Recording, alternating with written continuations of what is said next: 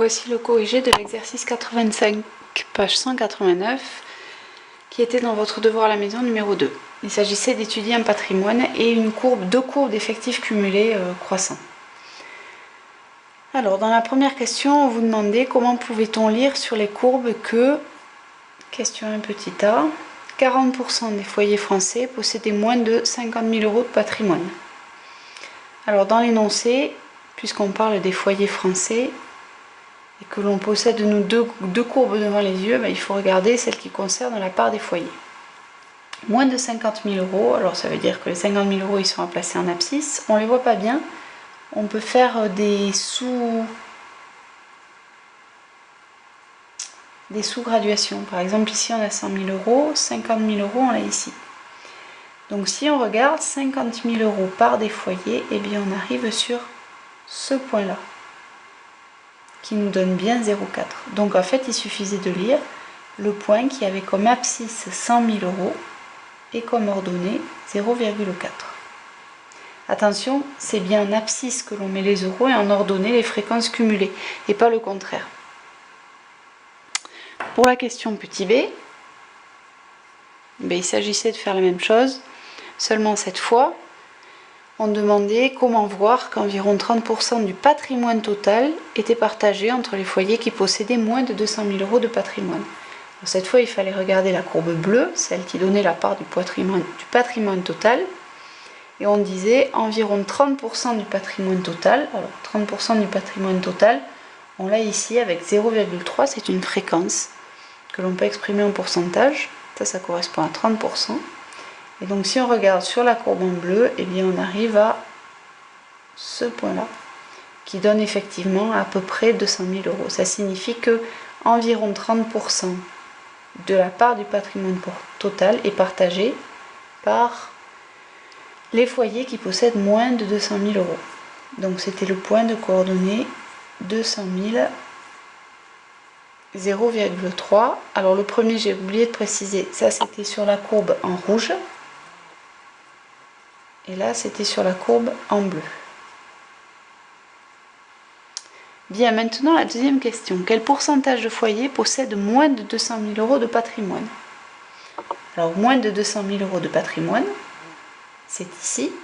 Et il suffit de regarder la part des foyers, puisqu'on demande quel pourcentage de foyers.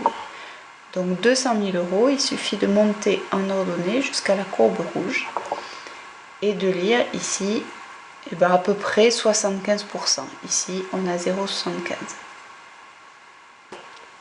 Donc, pour la question 2, c'était à l'aide du point 200 000, 0,75. Et on disait donc 75% des foyers français possèdent moins de 200 000 euros de patrimoine. Ensuite, la question 3a.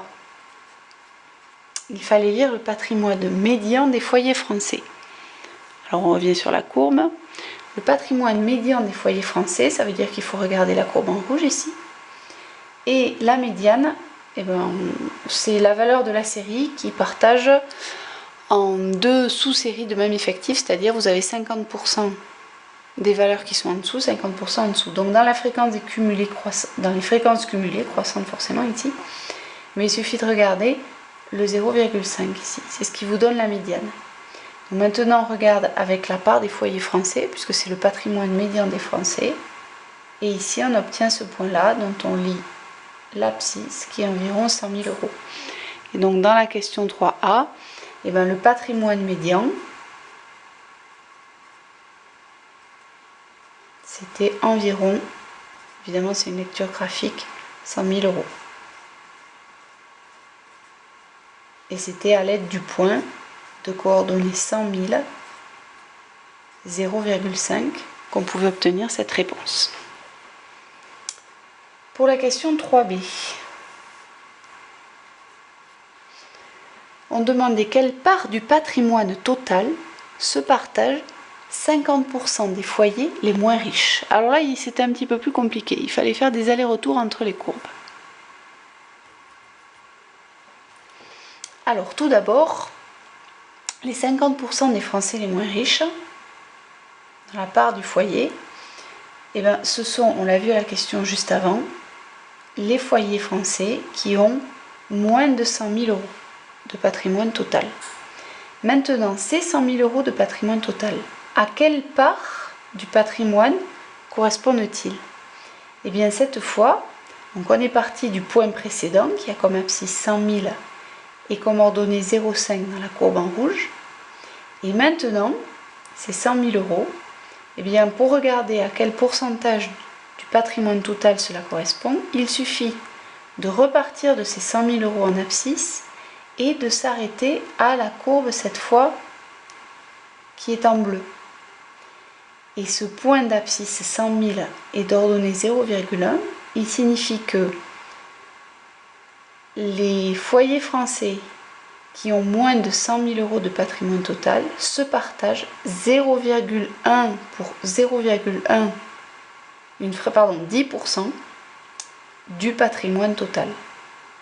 Donc il fallait commencer par détecter, dans la question 3b, le point de coordonnées 100 000, 0,5 sur la courbe en rouge. Donc 100 000, 0,5 ici. Puis,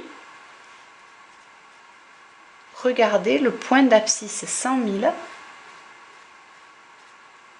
et d'ordonnée, eh ben, il fallait le lire, mais sur la courbe en bleu cette fois. Bleu, pardon. Et en fait, on lisait que, alors la question c'était quelle part du patrimoine se partage 50% des foyers les moins riches? Eh bien, ils se partagent 10% du patrimoine total. Évidemment, j'ai pas très bien écrit la réponse, il faut l'écrire mieux, mais le but c'est de comprendre le principe. Et enfin, la question petit c, est-il exact que 5% des foyers les plus riches se partagent plus de 30% du patrimoine? Alors là c'est pareil, c'est un petit peu compliqué. Il fallait faire des allers-retours entre les deux courbes en fait.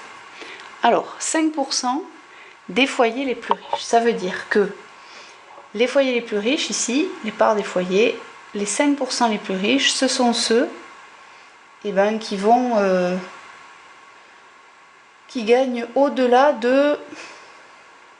ici, ça correspond à ce point-là. Hein. Les 5% les plus riches, vous les avez ici.